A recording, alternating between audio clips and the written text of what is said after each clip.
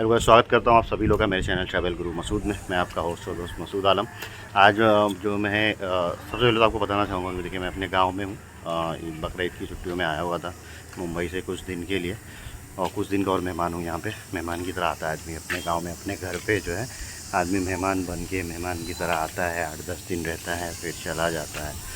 और जहाँ पे अपना कुछ भी नहीं है, बस खाली ये है कि जो कर्म भूमि है वो मुंबई है, तो जहाँ पे कुछ नहीं है खाली अपना काम करने के लिए कर्म भूमि वहाँ है, वहाँ से रोजी और जॉब की वजह से सब चीज़ वहाँ चलता है। तो आदमी वहाँ रहता है, वहाँ पे ज़्यादा टाइम दे पाता है और अपने घर पे टाइम नहीं दे पाता है ज़्यादा। ये चीज़ है जो जन्मभूमि है। तो आज हम जन्मभूमि में आए हुए हैं। हरियाली देखिए, गर्मी बहुत है यहाँ पे। आज शाम का टाइम है, करीबन 6:30-7 बजने वाले हैं।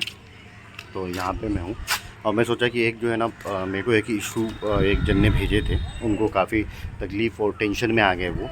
ये जो वीडियो मैं बना रहा हूँ ना, आपको सामने देख के पता भी चल गया होगा, कुवैत के रिगार्डिंग बना रहा हूँ। कुवैत में आदमी अगर जाएगा अभी तो क्या क्या रिक्वायरमेंट है वो भी बताऊंगा, और एक जो इनके साथ प्रॉब्लम हुई है मेन फोकस उस पर रहेगा। लेकिन ये चीज़ भी क्लियर हो जाएगी कि कुवैत जाने में अभी क्या क्या रिक्वायरमेंट है।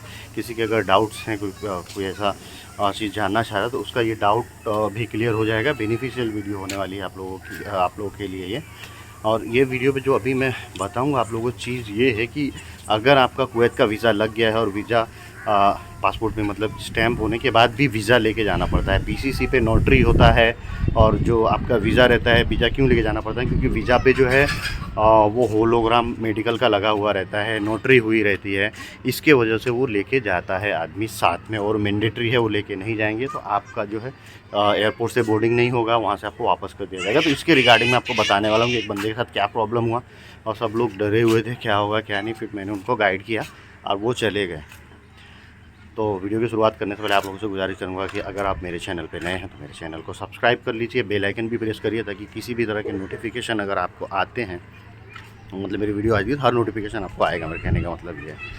और मुझे इंस्टाग्राम पे भी फॉलो करिए, फेसबुक पे फॉलो करिए। अगर आपके कोई भी क्यूरीज, कोई भी डाउट हैं तो आप बिल्कुल वो मुझसे पूछिए, वहाँ पे आपको इंस्टाग्राम पे जवाब मिलेगा उसका।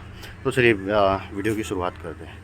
मैं एक थंबनेल भी लगाऊंगा, आप लोग उससे भी आपको पता चल गया होगा। और यहाँ पे मैं स्क्रीनशॉट शेयर करता हूँ आखिर ये आदमी के साथ जो है प्रॉब्लम क्यों। लास्ट में मैं बताऊँगा कि कुवैत जाने में क्या क्या चीज़ों की ज़रूरत इस समय पड़ रही है। अभी मैं ये इन्फॉर्मेशन आपको दे देता हूँ कि इनका वीज़ा आप देख रहे होंगे क्या हाल है वीज़ा का, और इनका आप जो है पीसीसी भी देख लीजिए कि इनके पीसीसी का क्या हाल हुआ है। जो लेके जाना होता है डॉक्यूमेंट, जो पीसीसी होता है ना, कुवैत का वीज़ा लगाने के लिए पीसीसी ज़रूरी है। पीसीसी का 2 कॉपी मिलता है, एक कॉपी भेजा जाता है, वो अटेस्टेड होता है, नोटरी होती है उसकी, तब वो सबमिशन में जाता है, तब वीज़ा लगता है, वो उसके लिए ज़रूरी है। और मेडिकल में जब आप जाएंगे तो मेडिकल पे जब मेडिकल कराएंगे तो वहाँ भी आप लोगों को ये आपका जो मेडिकल का स्लिप जो वीज़ा होता है, वीज़ा लेके जाना था। और वीज़ा पे ही वो लोग मेडिकल का कॉपी नहीं देते, वीज़ा पे ही फिट का स्टैंप लगाते हैं और वीज़ा पे ही होलोग्राम देते हैं, और उनका जो स्टिकर वगैरह रहता है वो लगाते हैं। फिर वो आगे वीज़ा नोटरी होता है, आगे पीछे स्टिकर्स वगैरह लगते हैं, और फिर वही वीज़ा जो है सबमिट होता है पीसीसी के साथ में, तो वो जाके वीज़ा लगता है। ये इतना प्रोसेस है। तो वो आदमी का ये सब हो गया था, वीज़ा लग गया था। उसकी फ़्लाइट थी 18 तारीख की, आज ही 18 तारीख है जब मैं वीडियो बना रहा हूँ। तो वीडियो मैं सोचा कब बनाऊंगा, जब ये मिशन जो है सक्सेसफुल हो जाएगा तब, और सक्सेसफुल हो गया है। उसका ये हाल होने के बाद भी वो सब डरे हुए थे लोग, लेकिन मैंने उसको बोला कि भाई आप जा सकते हैं, घबराने की बात नहीं है। तो अगर आपका भी डैमेज हो रहा हो, तो उसका जो डैमेज हुआ था पीसीसी पानी में गिर गया था तो फट भी गया था, तो उसको मैंने बोला सेलो टेप से उसको अच्छे से चिपका दो।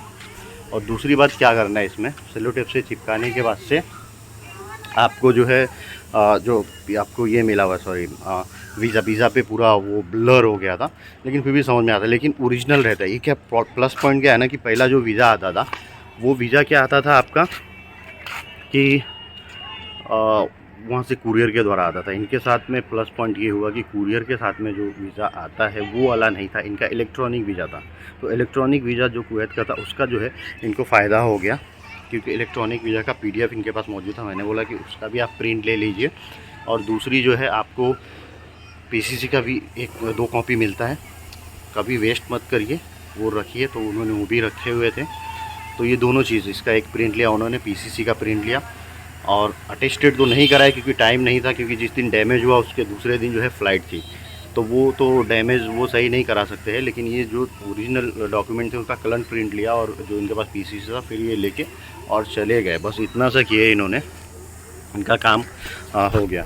एयरपोर्ट पे हो सकता है इनको पूछे होंगे, लेकिन मैंने इनको समझाया था कि अगर एयरपोर्ट पे पूछते हैं आपसे कि भाई आपका वीज़ा ऐसे हो गया है, पासपोर्ट पे तो लगा है लेकिन जो कुवैत का वीज़ा लगता है वो कुछ अलग तरीके से एक स्टैंप लगा के और उस पर पेन से लिख देते हैं, वैसा होता है। वो स्टिकर जो रहता है ना, वो स्टिकर वाला सिस्टम नहीं है।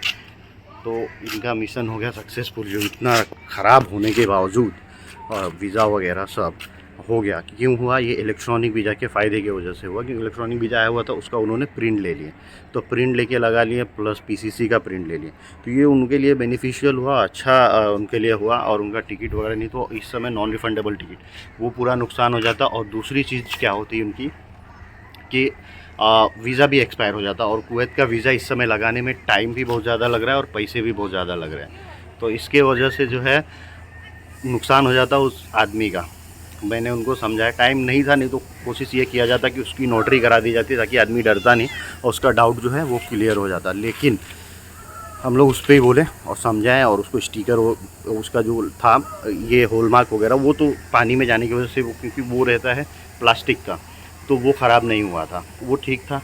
फिर हमने स्टिकर को वैसे ही रहने दिए, सेलो टेप चिपकाए और मस्त वो ओके हो गया और वो आदमी चला गया। अल्हम्दुलिल्लाह वो आदमी आज खुद से चला गया। तो ये आप लोगों को आशा करता हूँ कि इन केस अगर कभी भी ऐसा होता है, क्योंकि देखिए दुबई का भी वीज़ा ऐसे ही आता है, दुबई का वीज़ा आप दोबारा से प्रिंट यहाँ से ले सकते हैं, उस पर कोई होलोग्राम और ये सब चीज़ें लगाने की ज़रूरत नहीं होती है। चाहे कतर का हो गया, दिक्कत कुवैत में आती है, कुवैत में लगाने की ज़रूरत है, क्योंकि बिना लगाए आप जो है उस पर हॉलमार्क और जो ये फिट वगैरह का स्टैम्प वगैरह बिना लगाए आपका वीज़ा ही नहीं लगता है। तो ये फ़ायदा जो है कि कुवैत का वीज़ा इलेक्ट्रॉनिक हो गया है।